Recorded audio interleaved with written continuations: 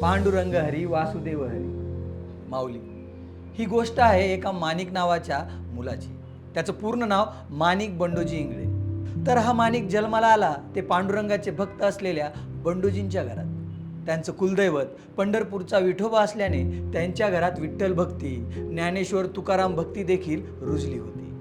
माणिकने तिसरीतच शाळा सोडून दिली आणि ते ध्यान, भजन, पूजन यात रंगून गेला. तो नेहमी तुकोबाचे अभंग म्हणत असे. एकदा हा माणिक आपल्या आजोळी गेला असताना त्याचे गुरु आडकोजी महाराज त्याला म्हणाले, तुका म्हणे असे किती दिवस म्हणशील, तुकड्या म्हणे असे म्हणत जा. तेव्हापासून गुरुजीच्या आज्ञेनुसार माणिक तुकड्या म्हणे या नामपदाने संपणारे अभंग रचू लागला. पुढे या मुलाने 41 अध्यायांचे 4675 ओव्या असलेले ग्रामगीता हे काव्य त्यांनी रचले. हिंदी व मराठी अशा दोन्ही भाषात काव्यरचना केल्या. विदर्भात त्याचा विशेष संचार असला तरी महाराष्ट्रात नव्हे तर देशभर हिंडून ते आध्यात्मिक, सामाजिक व राष्ट्रीय एकात्मतेचे प्रबोधन केले. एवढंच नव्हे तर जपानसारख्या देशात जाऊन त्यांनी सर्वांना विश्वबंधुत्वाचा संदेश दिला. सन 1942च्या भारत छोडो आंदोलन दरम्यान काही काळ त्यांना अटकही झाली होती. पुढे हा माणिक राष्ट्रसंत म्हणून नावाजला गेला. माऊली हा तुकड्या म्हणजेच आपले राष्ट्रसंत तुकडोजी महाराज. माऊली राष्ट्रसंत म्हणून ओळखल्या गेलेल्या तुकडोजी महाराजांचा जन्म अमरावती येथे 1909 साली झाला. अंधश्रद्धा निर्मूलन व जातीभेदाच्या निर्मूलनासाठी त्यांनी भजनांचा आणि कीर्तनांचा प्रभावीपणे वापर केला. आत्मसंयमनाचे विचार त्यांनी ग्रामगीता या काव्यातून मांडले.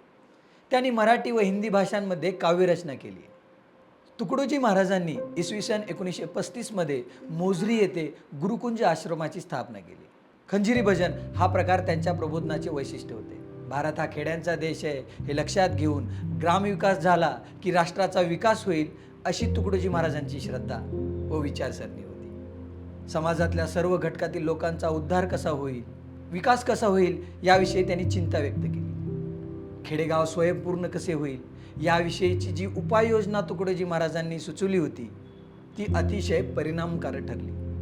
गाव हे सुशिक्षित व्हावे, सुसंस्कृत व्हावे, ग्रामोद्योग संपन्न व्हावेत, गावानेच देशाच्या गरजा भागवाव्यात, ग्रामउद्योगांना प्रोत्साहन मिळावं, प्रचारकांच्या रूपानं गावाला नेतृत्व मिळावं असा त्यांचा प्रयत्न होता. सर्व धर्म समभाव हे या राष्ट्रसंताच्या विचारविश्वाचे एक वैशिष्ट्य होते.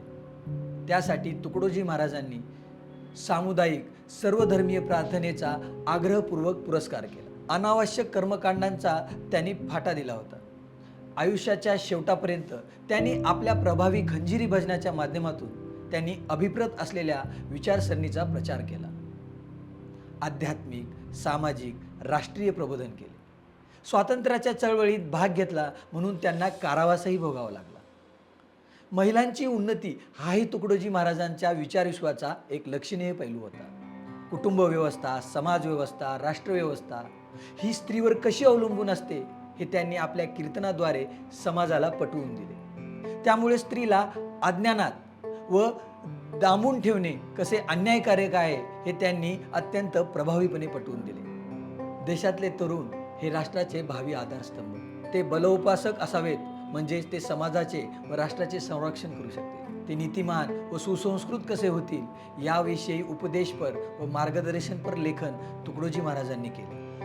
या राष्ट्रसंतांनी आपल्या लेखनातून व्यसनाधीनतेचा तीव्र निषेध केला. तुकडोजी महाराजांचे महानिर्वाण अश्विन कृष्ण पंचमी शके 1890 म्हणजेच 31 ऑक्टोबर 1968 रोजी झाले. बोला पुंडलिक वरदे हरी विठ्ठल, श्री ज्ञानदेव तुकाराम, पंढरीनाथ महाराज की जय.